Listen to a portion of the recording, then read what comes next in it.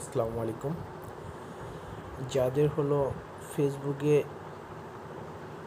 Your অ্যালার্টের সমস্যা, অনেকগুলা notification চলে আসছে, রিমুভ করতে পারতেছে না, তাদের জন্য এই ভিডিওটা। আমি চলে যাব ফেসবুকে যাওয়ার পরে প্রোফাইল আইকনে ক্লিক করব। ক্লিক করার পরে সাপোর্ট ইনবক্স যাওয়ার পরে এই যে ইউর অ্যালার্টে এখানে অনেকগুলো অ্যালার্ট দেখাচ্ছে। বেসিক্যালি হলো এগুলা হলো 3 মাস থাকে, 3 মাস থাকার পরে অ্যালার্টগুলো চলে যায়। তো অনেকের যায় না যাওয়ার কারণে এগুলা অনেক সমস্যা দেয়। তো এই জন্য আমরা একটা রিপোর্ট করব, ঠিক আছে। ব্যাকে যাব, এটার একটা স্ক্রিনশট নেব। স্ক্রিনশট নেওয়ার পরে ব্যাকে যাওয়ার পরে দেখেন এখানে লেখা আছে রিপোর্টে প্রবলেমে ক্লিক করব। নিচে দেখেন continue to report A problem, এটায় ক্লিক করব।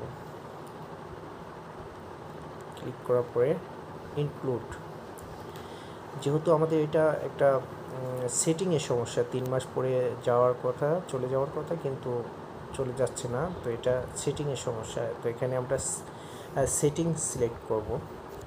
সিলেক্ট করার পরে আমি আমার ভিডিওর ডেসক্রিপশন লিঙ্কে আমার কপি করে দেব, ওখানে আপনারা কপি করে নেবেন এই লেখাটা। সাথে এখানে আপনারা চাইলে ইমেলটা যোগ করতে পারেন।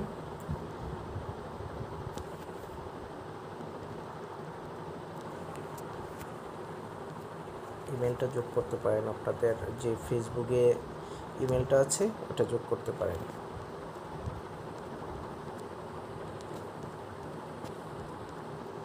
এরপরে আপনি ওই যে স্ক্রিনশটটা দিলেন, ওই স্ক্রিনশটটা এখান থেকে আপলোড দিয়ে দিবেন। দেওয়ার পরে সেন্ড এ রিপোর্ট, এই যে উপরে অপশন আছে এখানে ক্লিক করে দিবেন, সেন্ড করে দিবেন। কিছুক্ষণ সময় নেবে, অপেক্ষা করবেন। ইনশাল্লাহ এটা 7 কর্মদিবসের মধ্যেই রিমুভ হয়ে যাবে।